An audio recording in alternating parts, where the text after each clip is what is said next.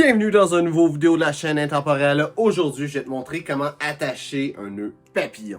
Donc, première chose que tu vas vouloir faire, c'est d'attacher le bouton du haut de ton col avec une cravate. Tu n'es pas obligé de le faire à cette étape-là. Tu peux le faire vers la fin quand tu vas serrer ton nœud. Mais avec un nœud papillon, c'est fait à l'envers. Aussi, avant que je te montre comment faire le nœud papillon, il y a beaucoup de monde qui ont peur d'un nœud papillon, qui ne savent pas comment l'attacher, qui ne sont pas sûrs. Mais je veux dire de quoi, si t'es capable d'attacher tes souliers, t'es capable d'attacher un nœud papillon, parce que c'est pas mal un nœud de soulier qui est fait beau finalement, ce que tu vas te faire dans le cou. Donc, la première chose que tu vas vouloir faire, c'est mettre le nœud papillon autour de ton cou. T'es pas obligé d'avoir le col qui est rebaissé, il peut être relevé, un ou l'autre, ça change rien. Le bouton là, faut qu'il soit attaché, ça c'est sûr. Donc, tu vas voir ici, t'as deux pans sur le nœud papillon qui sont identiques, mais t'en veux un qui va être plus long que l'autre. Où est-ce que le nœud commence à devenir gros? Pas où est-ce qu'il est gros, mais où est-ce qu'il commence à devenir gros? Parce que tout le reste autour du cou, c'est toute la même largeur. Donc, où est-ce qu'il commence à être gros? Tu veux que ça soit à peu près au niveau de ta clavicule. Si tu as un nœud papillon comme ça, qui est ajustable en arrière, la partie ajustable, assure-toi que ce soit en arrière, puis que la partie qui est plus longue ici, qui va être ici, va être celle qui n'est pas ajustable. Donc, tu as le pan qui est le plus court et le plus long. Le plus court va aller en dessous du plus long. Donc, le plus long, tu vas pouvoir l'amener à travers ça ici.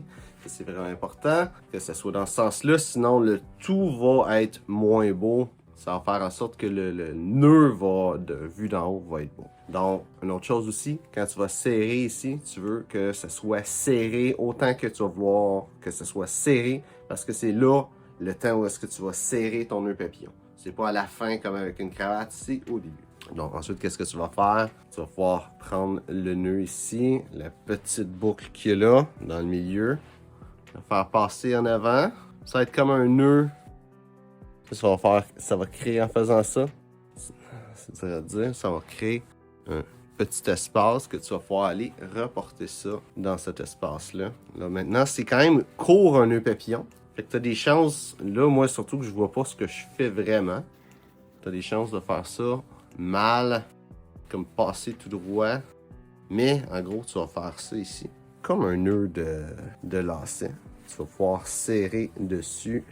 Fais attention, si tu tires trop dessus, cette partie-là, ou l'autre partie va sortir, ça sera pas le fun à refaire. Mais grossièrement, c'est ça ici que ça va donner. Tout simplement, là, il te juste à l'ajuster. Là, il faut que j'irai en avant dans le miroir. Je m'assurerai que ça soit serré le plus possible, sans nécessairement tout tirer au complet, juste en tirant le bout qui sert à serrer cette partie-là du nœud. Comme ça, et je l'ajusterai un petit peu mieux que ça, mais ça donnerait grossièrement ça ici. Et le nœud papillon est fait. C'est aussi simple que ça en réalité. C'est littéralement comment que tu attacherais des souliers, tout simplement.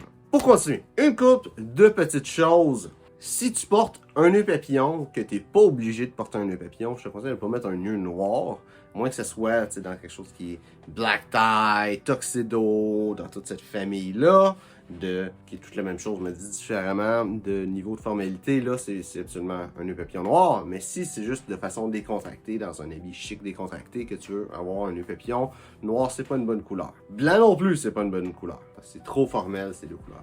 Maintenant, si tu as besoin de porter un tuxedo, tu as deux choix de col. C'est soit un col comme ça ici, avec une vraie chemise de tuxedo, pas juste une chemise blanche comme ce que je porte présentement, avec des studs ici, et non des boutons de finition et non des boutons normaux.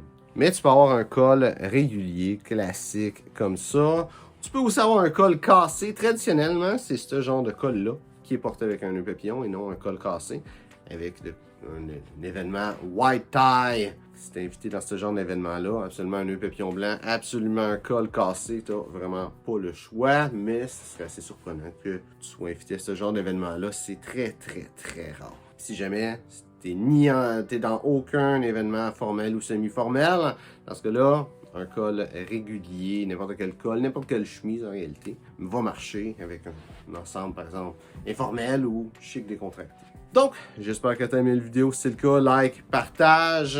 C'est la question sur le style classique masculin. Mets ça dans les commentaires, ça me fait un plaisir d'y répondre. Donc, merci de regarder la vidéo et on se voit une prochaine fois.